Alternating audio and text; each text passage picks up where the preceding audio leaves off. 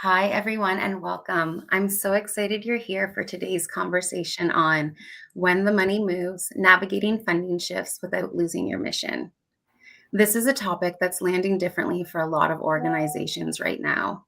Some are already feeling the pressure, others are watching the landscape shift and wondering what it means for their own future. I want to name upfront that this isn't a how to session. It's a space for real learning and honest perspectives from leaders navigating this in real time.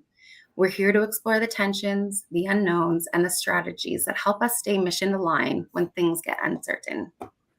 My name is Nicole Jamrzinski, and I am the co-director of operations and partnership at the nonprofit Hive. I am deeply invested in this conversation, the ones that help us make a sense of a sector that's changing fast and help us feel a little less alone as we figure out what's next.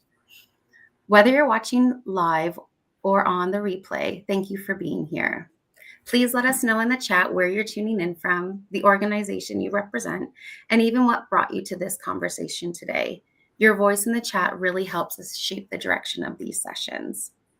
But before we dive in, I'd also like to thank our session sponsor, the Nonprofit Science Institute, which helps nonprofits grow their impact by turning hunches into hypotheses and gut feelings into data-driven decisions. Now let's learn a little bit about our speakers. I'd like to start with Nikisha. Hey all, thanks to the Nonprofit Hive and the Nonprofit Science Institute. I'm Keisha, she, her pronouns, and I serve as Deputy Director of Teaching for Change. We are a pre-K education nonprofit headquartered in Washington, D.C., and we do national work as well. I joined the nonprofit sector in January of 2021, so what a time to be in this experience. And likely part of the reason that I get to have eyes wide big and open when it comes to thinking about ways that we can transform what are probably norms and routines in the work, but also thinking about the ways that we sustain us long term. So I'm excited for this conversation and just look forward to learning from my colleagues here on this call. Thank you so much. I'm really looking forward to diving into this with you. Andy, could I hand it over to you? Sure, thanks so much. My name is Andy Rubinson, pronouns he, him, and I'm the Executive Director of Pride in Our Workplace. We are a Boston-based nonprofit focused on LGBTQ plus workplace inclusion. So we work with a number of corporate sponsors, working with their employee resource groups, diversity, equity, inclusion, and belonging leaders, and really try to create a network to help share ideas and best practices, as well as reaching out to other community partners and uplifting the most marginalized groups within the LGBT plus community. So I'm really pleased to be joining today. Thanks so much for the opportunity. Thank you so much. And Rebecca, I'd like to hand it the mic to you. Hello, thanks so much for having me today. I'm excited to join this conversation with Keisha and Andy. I am Rebecca Justice. I'm an ethical leadership advisor and coach, and the founder of Reproductive Autonomy, which is a resource hub for anything reproductive related. I am also the vice president of the board of directors of Eco Women, which is a national environmental women's organization. We are currently looking for new board members if anyone's interested. And I have worked in the nonprofit space and kind of adjacent to the nonprofit space for over 10 years. So I'm excited to be a part of this conversation. Thank you so much. And I appreciate the little plug there for yourself. That's good. So why don't we dive right in? And again, please, if there's any questions that you have for the panelists, please put them in the chat. We'd love to see if we can get to those questions as well. So we're going to start off with the first question. How are you preparing for funding shifts, even if they haven't happened yet? Many nonprofits are watching the landscape shift and asking, what if we're next? What does proactive scenario planning look like in your work? And how are you staying one step ahead? Keisha, could I start with you?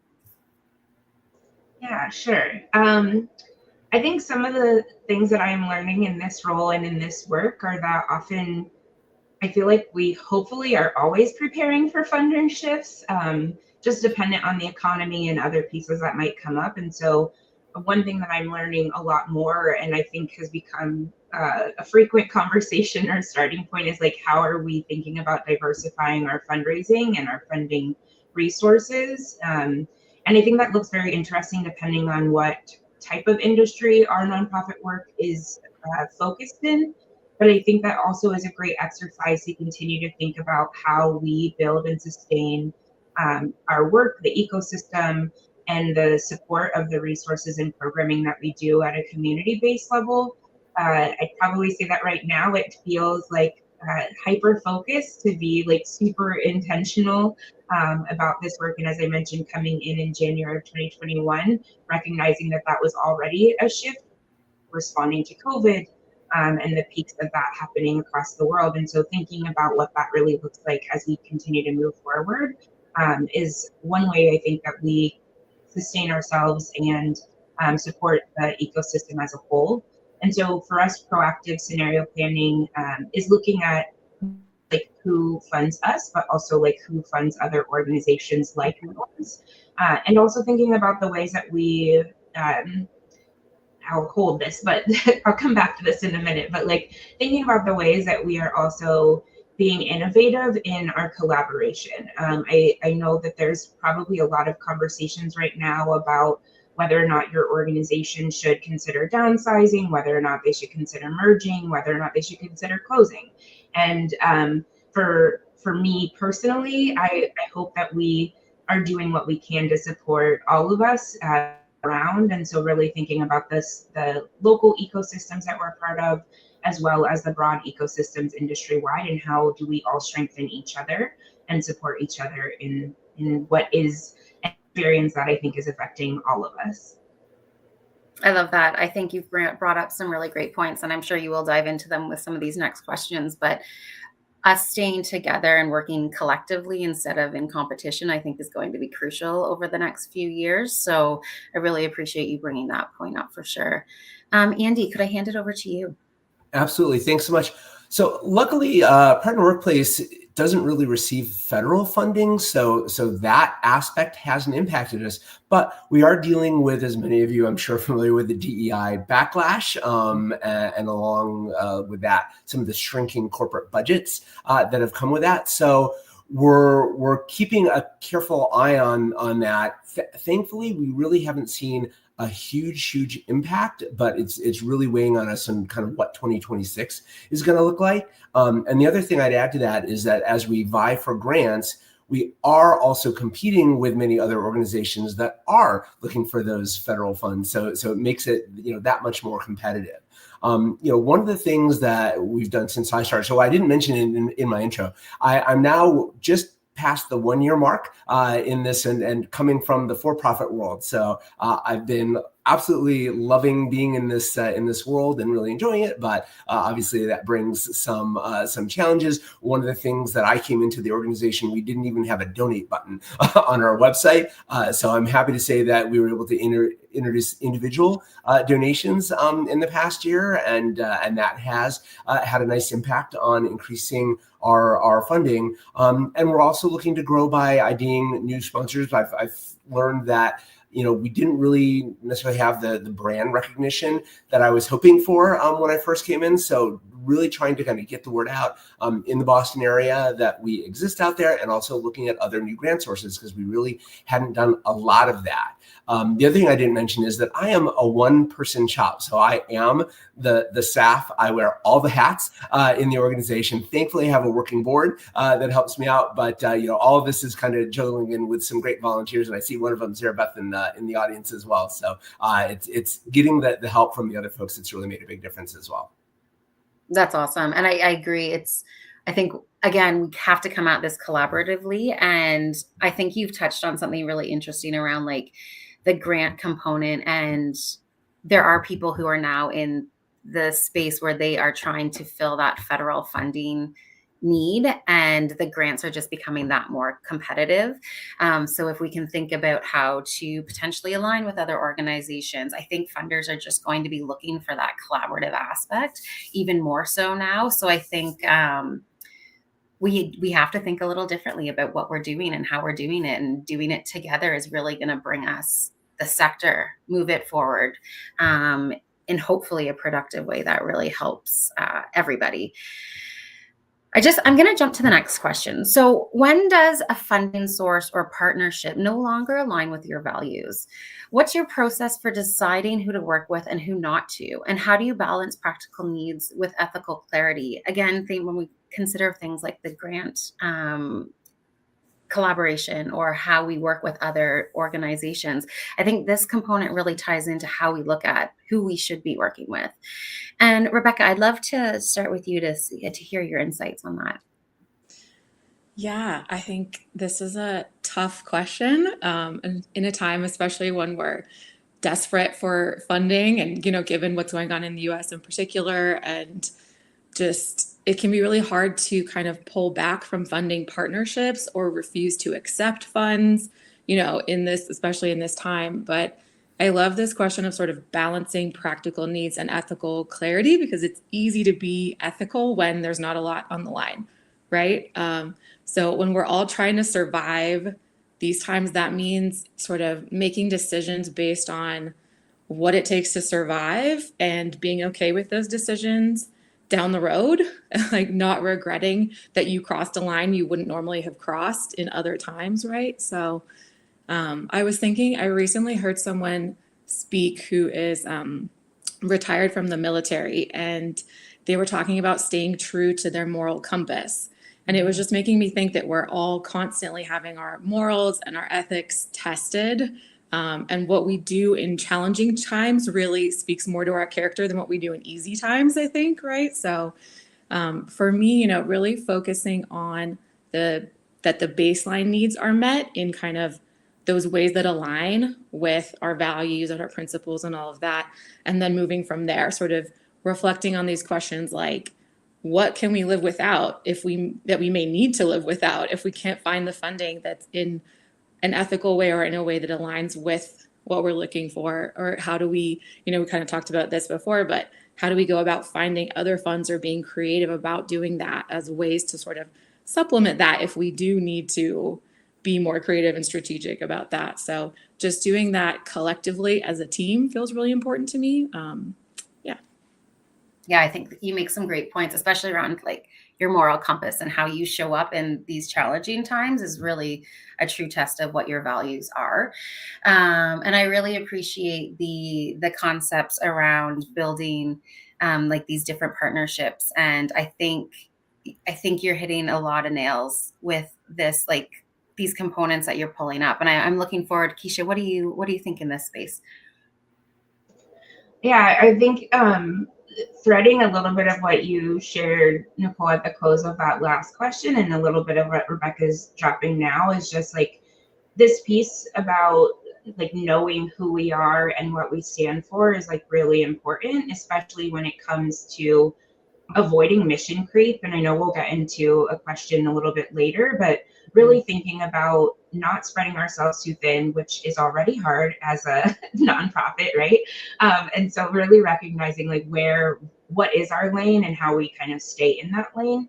One thing that I've appreciated about coming into this role at Teaching for Change is that we have a partnership rubric that we follow that allows us to really focus on not just the funding sources, but like the actual collaborations and who we will partner with. I think that's really helpful to write it down so that it's not just something that you hold in your head. So to what you were saying, Rebecca, about our values, like we're not just holding it in our head, we're actually walking it out.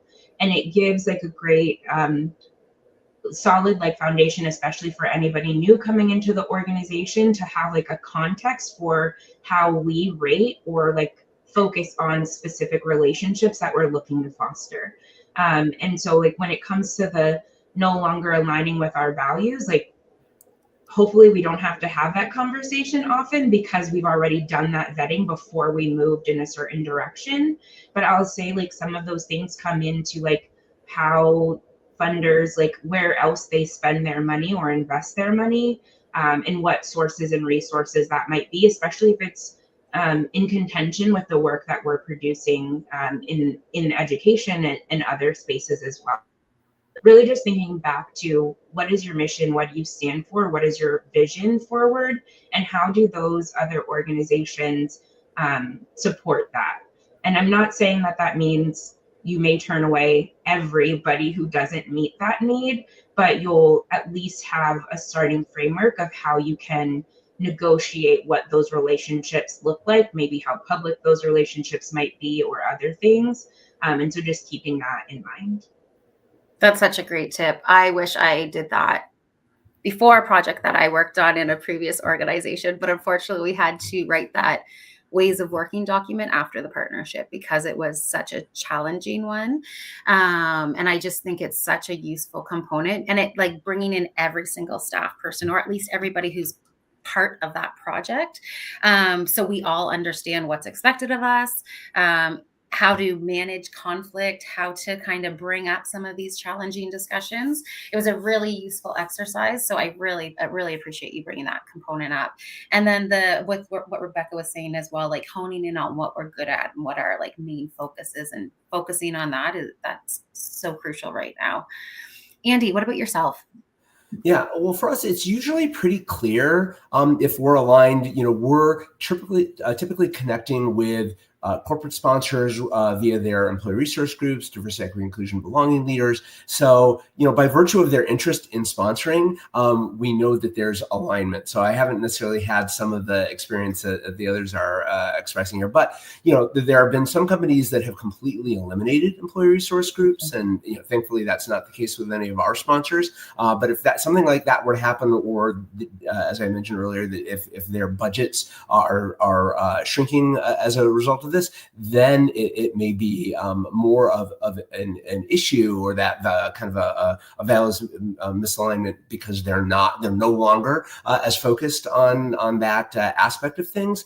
But I think we're lucky in the sense that it's usually a pretty spot on. We also have a variety of community partners that we often try to team with, and again, for the most part, those are other LGBTQ plus nonprofits. They're groups that our sponsors like to be able to work together with. So again, I feel like things just really naturally fall into alignment for us. The final point around grants and foundations, for those, because we can't go after a lot of them, I am the grant writing team. I'm the one navigating all this. I have to be very picky about which things I go after. So I try to do the research on the foundations to ensure that they literally call out, this type of work that we're doing as part of what they're funding. And I'm not going to spend time trying to apply to groups where there's only a loose connection. I think that's important, especially for smaller shops, but in general, really doing your due diligence and research on who you're even applying for funding before you go down that path. Not only to save time, but then who you are going into potential relationships with. And I think that's, like not getting surprised after the fact, and then deciding, oh no, I don't know if this funding actually aligns with where we're going anymore. So I think that's a really important point. Thank you, Andy. Okay, so sometimes the pressure isn't to defund, but it's to reframe. Have you felt pressure, internal or external, to shift your language, tone, or approach in order to stay fundable? What helps you navigate that tension? Andy, could I start with you? Yeah, there's one primary example that comes to mind. So we had always highlighted as a benefit to our sponsors that we're going to put their logo on the website and include it in presentations and during events, basically as a way of spotlighting that sponsors being an inclusive workplace. And this year, we actually made it a change. We made that optional, just being aware that there may be some sponsors who wouldn't want to keep their logos or put those in the spotlight, or trying to keep things a little more low key or less out of the spotlight, if you will. I'm happy to say that we did not have a single sponsor that came to us asking to have their logo removed, and no new sponsors that said they didn't want it. So it ended up being something that was more us being maybe overcompensating for what we thought may happen, and accommodating kind of that changing landscape. But I was really happy to see that wasn't something that they were going to, because again, it's at alignment with the values, and the folks that are sponsoring us don't mind putting it out there and saying, hey, we believe in this. Yeah, that's great. And thank you for that. Rebecca, what about yourself? Yeah, no, that's great to hear, Andy. I'm very pleased to hear that, because I think that's a very safe assumption is to think that that might happen. So, I've definitely felt pressure, both internal and external, to make changes in order to be more palatable, kind of to the masses, to funders, to whoever. And I've been part of tough conversations that we've had internally on kind of our stance on issues, how we're discussing them externally, whether we want to make statements on certain events or issues that are raised, all of that. And so I like to really bring us back to our origins, like we kind of, Keisha, I think, mentioned before, our mission, our vision, our purpose, really asking ourselves, why are we doing this work, bringing us back to basics kind of. And before doing anything else, I also like to ensure that we're all on the same page, as a team, as a board, as a group, and just making sure that, once that's clear that we all are, that we're all sort of in agreement about, okay, we came back, we revisited all of these things, and we're now back here, then we can discuss any potential reframes, if we want to do that externally or not, or if we're just, staying with what we've been doing.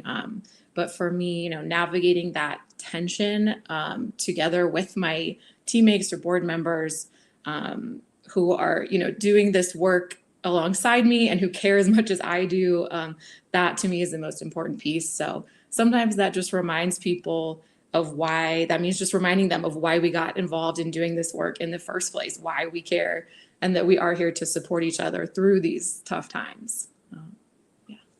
I think you brought a really interesting point up around like signing on, that external pressure as well, to like, with so much that's happening in the States right now and these kind of advocacy components, like I could imagine the tension there, like wanting to sign on, but I appreciate like you saying like you need to hone in on the basics and like what you guys are really about. So I can imagine that being that could be a really challenging tension, when, especially if some people agree with it and others are like, we don't need to get in the middle of this. We don't want to stand out. We don't want to be the ones, the rebel rousers of sorts. And I just think finding that and writing it down and understanding and like having those discussions with your entire team is so crucial to see how you can support or participate in a way that aligns and lands well with your team. So I think those are really, really great points. Keisha, what about yourself? Yeah, I think something that's coming up for me is like really sitting with that language of what does partnership mean? And so like recognizing that, in this industry, in this ecosystem, funding partners, foundations, grants, etc., they are part of the nonprofit industry, right? Like many of them are small nonprofits themselves or big, whatever way that we might think about that. And I think recognizing that just as much as we as nonprofit organizations may seek, what's the word? I don't want to say credibility, but like support in the relationship building, we also have to recognize that we have a responsibility to how that relationship can continue to be fostered as well. Like it's not just on our program managers to be the ones to like really know us and champion us in that way. And so I think for us as leaders, recognizing in some aspects, like it can't just be transactional. Sometimes it is, and that's great. And other times, especially depending on the work, like we need the foundations and fundraisers and everyone, philanthropy, to steward us and support us, because otherwise, like we won't survive as an industry, right? And like it does take all of us as part of that ecosystem to build. And so I'm just kind of thinking about like what do those relationships look like, and how do we continue to build that? I'd say like there's an advantage for Teaching for Change. We've been in this work for more than 36 years now, and so our level of like credibility to some of those long-standing funders, they are able to champion us in rooms that we are not in. But I think that like the question of what we may reframe or other things like that could come up if we're looking at a new foundation, and again, don't come back to what we've written down about our checklist, if you will, of why would we enter into this relationship. But I do think it is important to, again, like stay to our missions where we can. And especially I think for us, like I said, we have a long history of this is the work, right? And like, if you don't know that that's the work, then it might not be something that you'll be ready to fully invest in. But if you do know that that is the work, then we find that we don't have a lot of questions that come up about reframing. A lot of the questions right now, especially because our work is around anti-racist teaching praxis, is like really like, what do we need to be supported, especially and thinking about some of our partners when I forget what it was, but like the words we were not allowed to say, right? And one of our partners actually wrote a newsletter and said that they referenced their mission with all the words that they were not allowed to say, and it was probably like 3 words that they were left with. So when we think about that, like positioning that is how they shared with their community, like we can't, like, this is what we were founded on, this is how we continue to move forward. And that was something that I think was important for their donors, individual particularly, but donors as a whole, to really see, like, this is what we stand on, and that's what it means. So yeah. You said a whole lot there that I want to comment on. It was great. The component around funders and us, the sector, nonprofit professionals, having to inform the funders is so crucial. If they're not listening to us as the professionals, or giving guidance or some direction or coaching, they might not understand the issues that we're actually experiencing. And they're getting different pressures, obviously, like that list of words that weren't supposed to be used. Like, some of them are signing on to that while others are fighting against it. And like, knowing who those organizations are, and Keisha, to your point around, like, there are people who are absolutely going to see that you're still using that language, and they are even more into your organization because you are willing to say the thing. And I think when I think about funders as a whole, like some of those larger funders as well, they're the ones who are actually shaping philanthropy. They're the ones who are deciding who's getting funded and who's not getting funded. There's this great book by Gail Pico, Cap in Hand. It's based on Canadian philanthropy, but it is brilliant about the philanthropy sector and giving to specifically hospitals and like what actual programs are getting funded. And it was very eye-opening for me when I read it. And I just see it again rolling out now in the American space, more so. But the funders are the ones who actually shape the direction of a large portion of what's getting funded. And I think they need to be at the table listening, not necessarily deciding, but listening to what's required and what's needed for this sector to move forward. So thank you for sharing that, because I think you obviously got me excited thinking of those pieces. So I just really appreciate that perspective. So, how are you building trust and clarity inside your organization, especially with your boards and staff? Internal alignment is key, and we've talked about that quite a bit, to weathering uncertainty. So, what's helped you bring others along, especially when values-based decisions carry risk? Keisha, can I start with you? I think the biggest thing for us, I mean, the benefit of being a small organization means that we don't have a lot of hoops to go through. And I think one thing that is our strength is our transparency and being able to openly, I guess, communicate when things come up from with our board, even if it comes to like a political position or response that we are thinking about, wanting just to get their, I guess, affirmation that we're good to move forward, or if they have any objections, like raising that. And I think the same thing goes for our staff. Like, we can always do better about ensuring that we don't move so quickly that we forget to let our staff know what's happening. And I think especially with this past year in particular, recognizing that there's a lot that we don't know, but here's what we can commit to. And I think that kind of modeling is something that we continue to build. I think that's also how, I know while this is talking about inside our organization, I think that's also what makes us stand out when it comes to the community space that we are supporting outside of our organization and externally as well, is just recognizing that, like, we're all trying to do the best that we can in this moment, and how do we navigate moving forward. The other part is, like, our board and our staff are our closest ambassadors, right, to the work that we do. And if we aren't informing them and keeping them up to date, not just with our programmatic aspects, but the depth of like organizational capacity, then we also short serve ourselves in what their network and innovation could be, really. And I think that's something that's really important to continue to keep them in that space. And the last thing I'll say about the staff piece is that, as a supervisor, I don't know if my staff, some of them I get, but like I might not know if my staff, if this is the career that they want. But while they're here, I want to ensure that they have some context and understanding of what budgeting looks like, what fundraising looks like, why we would make certain decisions here and there. And so, especially around like Giving Tuesday and our end of the year fundraising, we've really been bringing our staff along in how story of the work that they're contributing to, and also just giving them the skills and tools to be able to participate in that storytelling in the community spaces that they're in. And so I think those are some pieces to keep in mind as we think about the work. It's not just keeping our donors updated, but it is also keeping our intimate community updated as well. Yeah, those are great points. I always say staff are our champions. And if they understand the narrative and the storytelling, like they are regularly speaking about your organization to the general public and to their networks.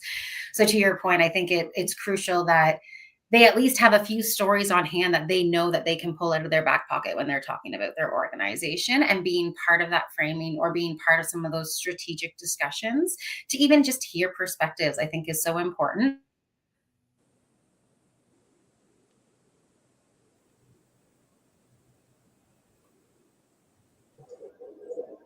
Sorry, I don't know if I cut out there. Rebecca, what about yourself? Okay, I wasn't sure if that was me. Yeah, thanks for sharing that, Keisha. I also wanted to just comment on what you said before about the organization that took out the language that they weren't allowed to. I just love that they did that exercise. It's such a good reflection of the realities of this space. So, but yes, I just kind of want to add on basically to what you just talked about and what I said before about just making sure that our teams and our boards are on the same page is so crucial.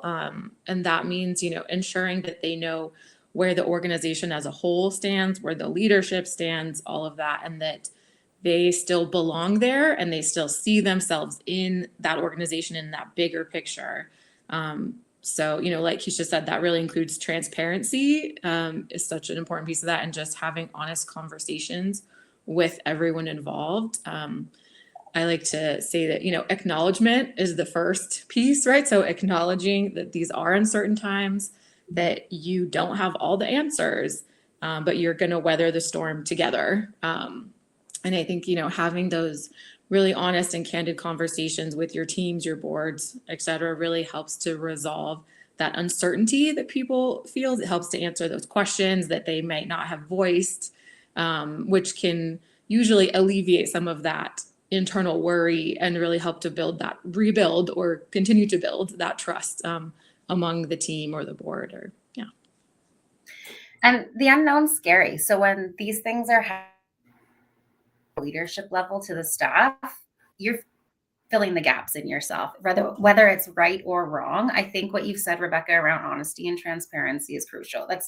It just makes for a better culture in your workplace across the board, but specifically in times like this when it feels so unknown and even the leaders don't know what's happening. Like something could come down the pipeline today, later on, and no one would have known about it, right? And it's just, I think that is a crucial component while still trying to manage the fear about it, right? Like there are unknowns that people don't have control over, but at least if you're honest, they know that they can say or come to you and have like a space to actually ask questions. And it's okay to say, I don't know.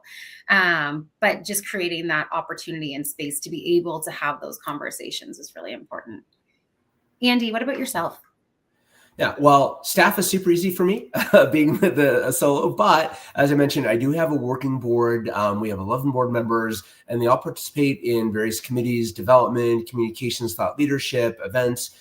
compliance and governance.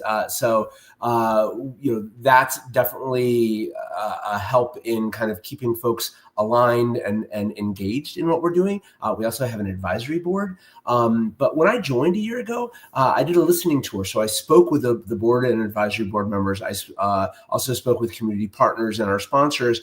I gathered a lot of feedback and got some great takeaways from them. And I was able to use that to put into a strategic planning retreat that we did at the beginning of the year. And that led us to developing a strategic plan.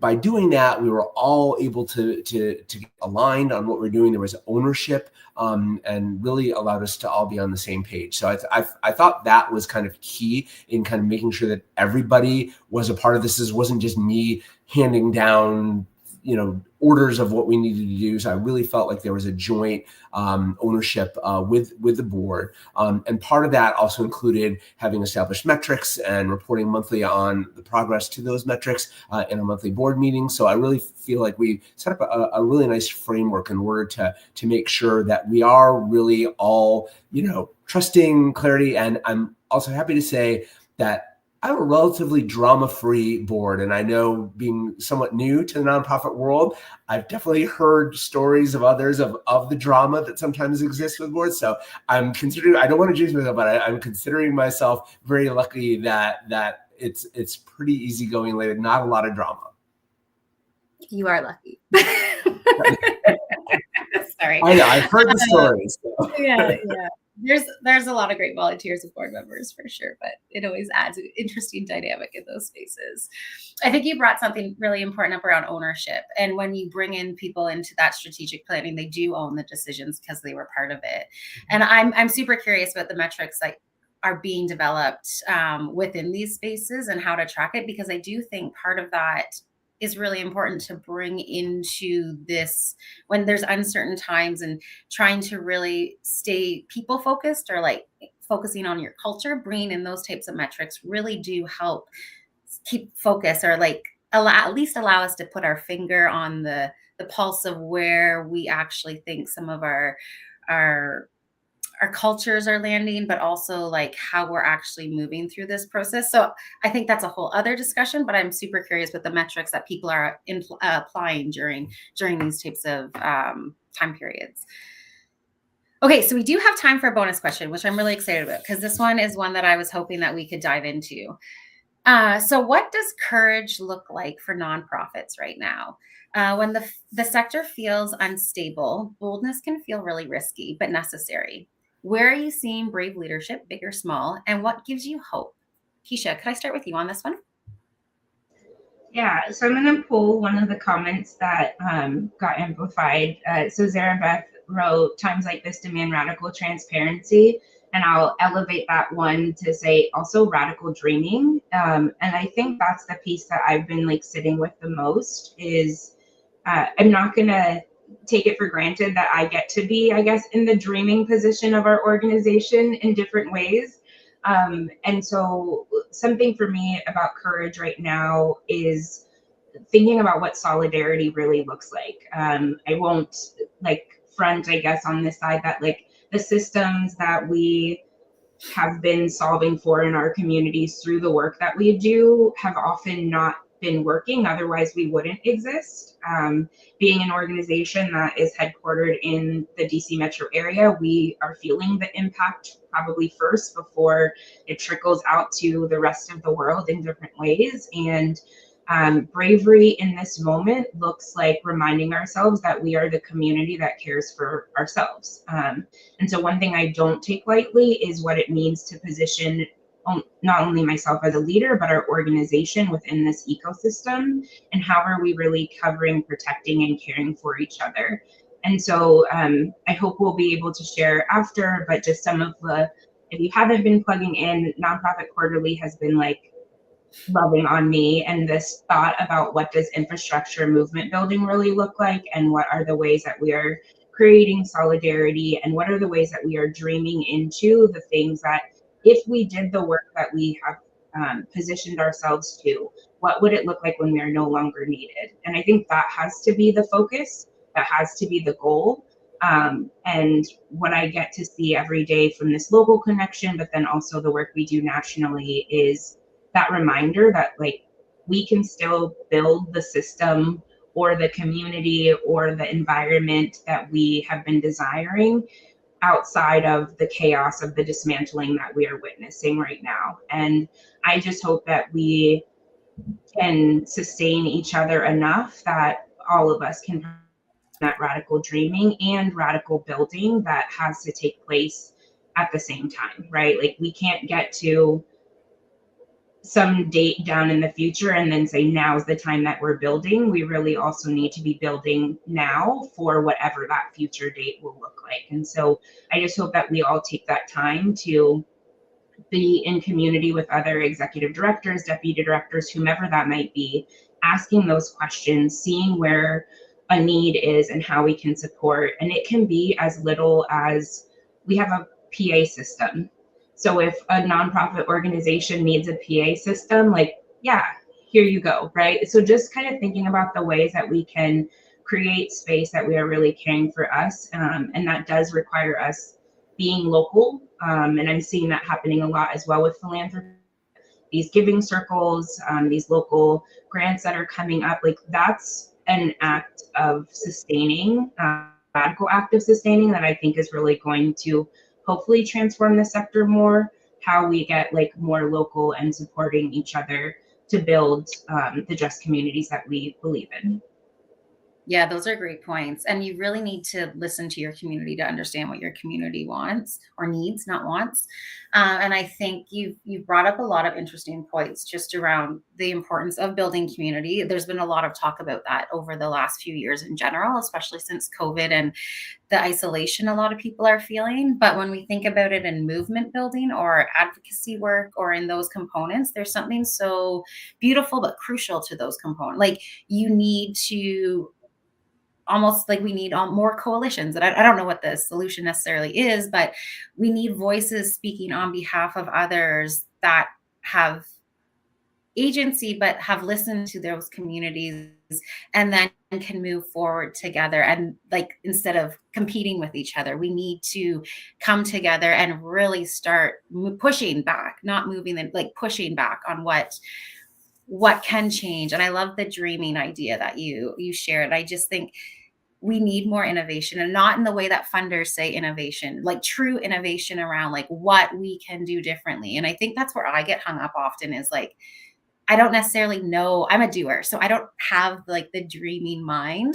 If it is, it's on a beach and not really thinking about all these other things. But it's like I want to be part of the change, but I don't know what that looks like. So we need those dreamers, and we need to listen to the community to see what's possible.